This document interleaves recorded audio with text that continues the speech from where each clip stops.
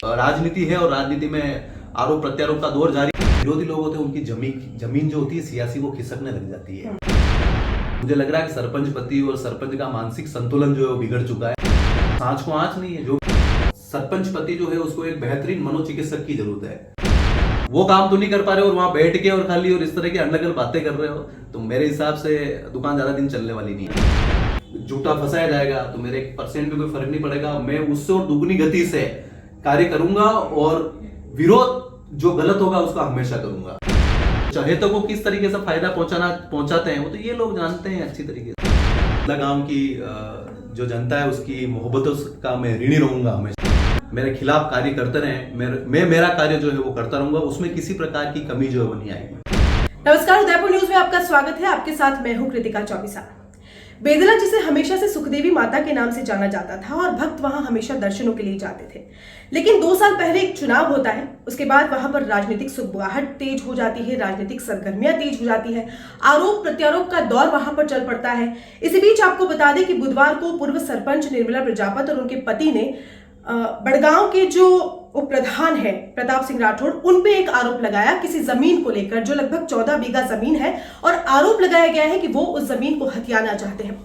हमारे साथ मौजूद है उप प्रधान साहब प्रताप सिंह राठौड़। उनसे सीधे बात करेंगे और अपनी बात उदयपुर न्यूज के जरिए आज वो आप लोगों तक पहुंचाना चाहते हैं। सर, बहुत बहुत स्वागत करते हैं आपका उदयपुर न्यूज में। सर, ये एक बहुत बड़ा आरोप आप पर लगाया गया है कि लगभग 14 बीघा जमीन, क्या है मामला? पहले तो आप दर्शकों को सीधे तौर पर बताएं। कृतिका जी, सबसे पहले उदयपुर न्यूज की पूरी टीम और तमाम जो दर्शक हैं उनको दीपावली की हार्दिक शुभकामनाएं मैं प्रेषित करना चाहता हूँ। ये मामला जो है वो बेदला गांव की एक तलाई है जी, जो मवेशियों के लिए 1950 से संरक्षित की हुई है। ये मैं नहीं कह रहा, ये डॉक्यूमेंट मेरे पास जो पड़े हुए हैं, मेवाड़ सेटलमेंट की जो नकलें मेरे पास पड़ी हुई है जो मैंने आपके ऑफिस में दी है, उन डॉक्यूमेंट में साफ लिखा हुआ है कि 1950 के अंदर कि ये मवेशियों के लिए संरक्षित की गई है। इस तलाई का पानी न तो सिंचाई के उपयोग में आ सकता है न पिलाई के उपयोग में आ सकता है। ये सिर्फ और सिर्फ मवेशियों के लिए। और इस तलाई को, ये तलाई जो है वो एक धाबाई परिवार की ओर से यहाँ पर डोनेट की गई है। शंकरलाल जी धाबाई ने इसको डोनेट किया है। उसके बाद लगातार मवेशी जो हैं पिछले लंबे समय से इसके अंदर विचरण करते हुए आ रहे हैं। हम लोगों का विरोध सिर्फ इस बात से है कि इसकी आखिर फेंसिंग क्यों लगाई जा रही है। अगर फेंसिंग लगाई जा रही है तो इसकी प्राकृतिकता जो है वो खत्म हो रही है, इसकी नैसर्गिकता तो है वो खत्म हो रही है। जो जानवर है, जो मवेशी है, वो लगातार पिछले लंबे समय से इसके अंदर अपना पानी पीने का कार्य, चढ़ने का कार्य, रहने का कार्य सभी यहाँ पर कर रहे हैं। तो इसको फेंसिंग की आवश्यकता क्यों पड़ी है? पंचायत के जो सरपंच हैं, पंचायत की जो पहले लंबे समय से सरपंच है, तो फिर इतने समय इन लोगों ने इसको संरक्षित क्यों नहीं किया? आज क्या आवश्यकता महसूस हो रही है कि इसके चारों तरफ इसको फेंसिंग लगाने की आवश्यकता हुई है? तो मुझे इस बात पर उनके ऊपर मैं कह रहा हूँ कि मैं प्रश्न चिन्ह लगाता हूँ। और दूसरी बात आपने बोली है कि अब ये मुद्दा विवाद में क्यों है, तो मुद्दे विवाद जैसी कुछ है ही नहीं है। वर्ष 2020 में जब मैं उप प्रधान नहीं बना उसके पहले से ही तहसीलदार बड़गांव ने एक आदेश जारी किया जिसमें सरपंच को उन्होंने पाबंदी किया, ग्राम पंचायत के ग्राम विकास अधिकारी को पाबंदी किया है कि इसके मूल स्वरूप से छेड़छाड़ नहीं होनी चाहिए। जब 1950 से मवेशियों के लिए संरक्षित है, इसके मूल स्वरूप से छेड़छाड़ की आवश्यकता क्यों पड़ रही है?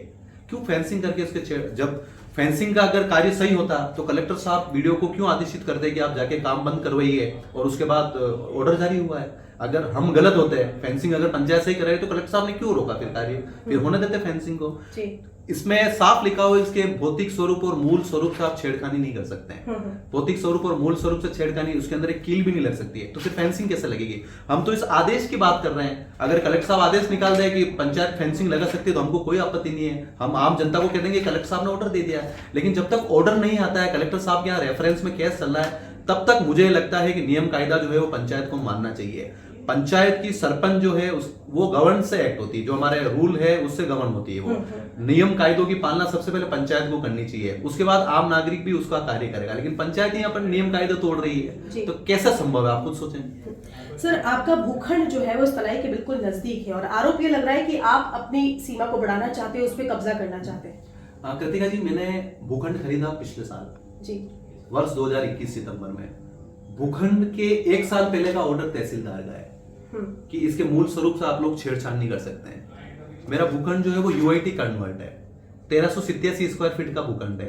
ये तलाई जो है वो 15.8 बीघा में फैली हुई है, लगभग 3,73,000 स्क्वायर फीट। 1387 स्क्वायर फीट वाला आदमी 3,73,000 पे कब्जा कर सकता है क्या?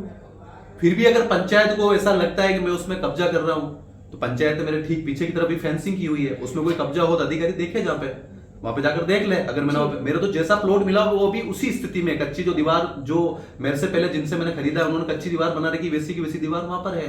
और फिर भी अगर पंचायत को लगता है तो मेरी फेंसिंग वहां पे यथावत रखे, इसके अलावा सब तरह की फेंसिंग खोल दे, तो उनका जो एक जो दिमाग के अंदर कोई प्रश्न है मेरे को लेके, हालांकि उनको भी पता है कि मैं कब्जा नहीं करने वाला हूं, लेकिन एक राजनीति है और राजनीति में आरोप प्रत्यारोप का दौर जारी है, तो उसमें बोल सकते हैं, उसमें कोई दिक्कत नहीं। लेकिन आप सभी लोग मेरे को भी बहुत अच्छे से जानते हो कि मैं इस तरह का कार्य, न तो मेरे परिवार ने ऐसे मेरे को संस्कार दिए हैं और न इस तरह का मैं कार्य करता हूँ। उदयपुर की पत्रकारिता में रहा हूँ, LLM में कर रहा हूँ, वकील भी हूँ, मैं इस तरह का कार्य करके क्यों मेरी इमेज को खराब करूंगा? लेकिन ऐसा क्या हो गया? पिछले दिनों भी हमने देखा था कि एक वृद्धा ने आप पर आरोप लगाया था और शायद वो आपके घर से ही रिलेटिव आपकी रही है, तो ऐसी नाराजगी अचानक से क्यों? क्योंकि मैंने देखा है कि आपने बहुत सही काम किया है, क्वारंटाइन सेंटर आपने खोला है, उस जमीन पर लंबी ग्रस्त जो गाय है उनकी आप रक्षा के लिए काम कर रहे हैं, फिर भी ऐसी नाराजगी क्यों? देखिए, जब किसी भी राजनीति का फील्ड होता है, अपन पत्रकारिता के क्षेत्र में जुड़े हुए हैं, जब जो नेता होता है उसकी लोकप्रियता बढ़ती है, तो जो उसके विरोधी लोग होते हैं उनकी जमीन जो होती है सियासी वो खिसकने लग जाती है।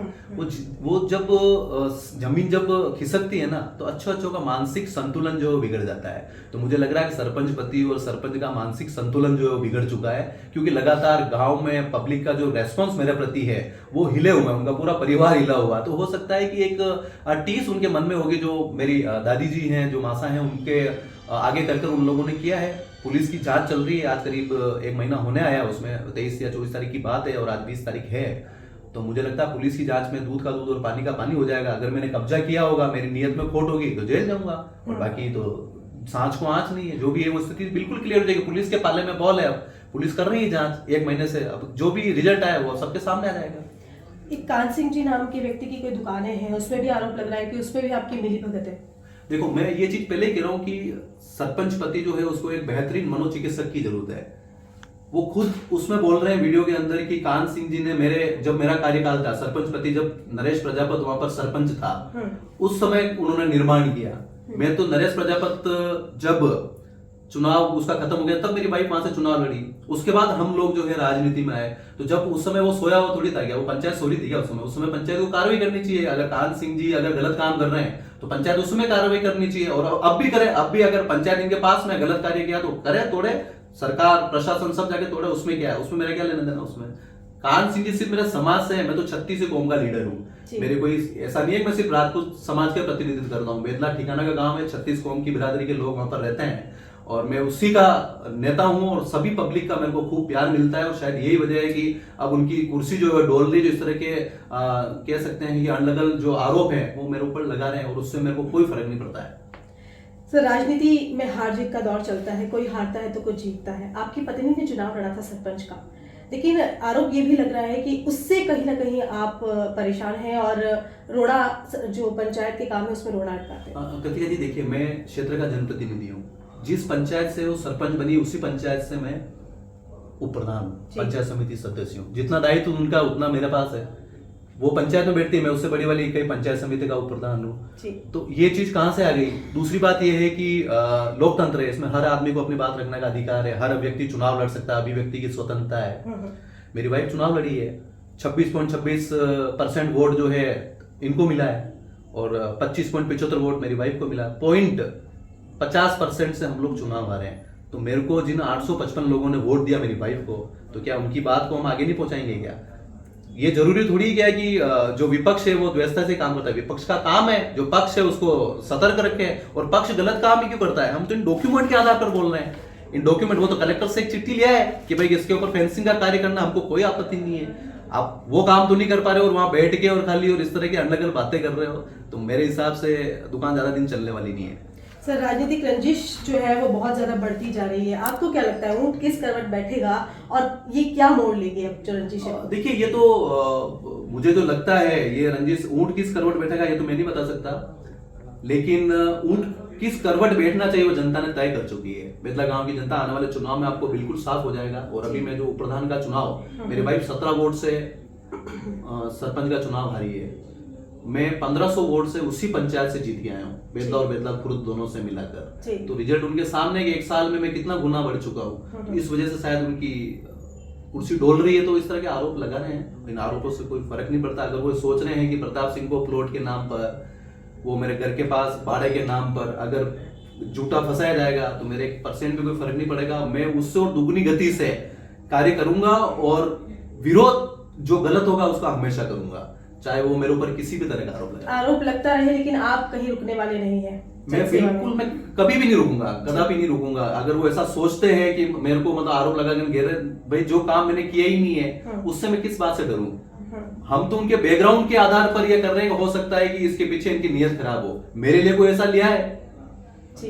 एक दूसरी बात, एक महत्वपूर्ण, कान सिंह वाली आपने मेरे से पूछी थी कि उन्होंने अपने चहितों का एक डॉक्यूमेंट मैं भी आपको देता हूँ कि इन्होंने किस तरीके से अपने चहेतों को एक प्लॉट बांटा है। कुलदीप खटीक जो इनके साथ नरेश प्रजापति के साथ वारपंच था, उसको इन्होंने एक प्लॉट दिया है करीब 600-700 स्क्वायर फीट का, एक फर्जी पट्टा पेश कर दिया, जिसको फर्जी मैं नहीं कह रहा है, पंचायत समिति ने उसको फर्जी माना है, यूआईटी ने उसको तोड़ने के आदेश दिए हैं। तो चहेतों को किस तरीके से फायदा पहुंचाते हैं वो तो ये लोग जानते हैं अच्छी तरीके से। चहेतों को, हमारे तो कोई चहेते ही नहीं, हमारी तो पूरी जनता चाहती है। और गलत काम न तो आज हुआ है न आगे मैं होने दूंगा। अगर कोई ये सोचता है कि इन चीजों से मैं गलत काम पे पीछे हट जाऊंगा तो वो अपना मुखालते में नहीं रहे। इसके लिए 100% पूरी दुगनी गति के साथ हम काम करेंगे। जो आरोप लगा रहे हैं उन्हें और आपकी जो जनता है उन्हें क्या मैसेज देना चाहेंगे? देखिए, जनता का लगातार प्यार मुझे मिल रहा है और बेदला गांव की जो जनता है उसकी मोहब्बतों का मैं ऋणी रहूंगा हमेशा, उनका मैं आभारी हूँ। इतना प्यार किसी राजनेता को नहीं मिला है जितना वो लोग मुझे देते हैं। और जो विरोधी है उनसे भी मेरा यही कहना है कि आप इसी तरह इसी शिद्दत के साथ मेरे खिलाफ कार्य करते रहें। मैं मेरा कार्य जो है वो करता रहूंगा, उसमें किसी प्रकार की कमी जो है वो नहीं आएगी। जी बिल्कुल, बड़गांव पंचायत समिति से उपप्रधान हमारे साथ मौजूद है। आरोप प्रत्यारोप का दौर चलता रहेगा, लेकिन प्रताप न कभी रुका है न कभी रुकेगा, ये साफ तौर पर उन्होंने अपनी बात कही है। वीडियो जर्नलिस्ट मनीषा राठौर के साथ कृतिका चौबीसा, उदयपुर न्यूज।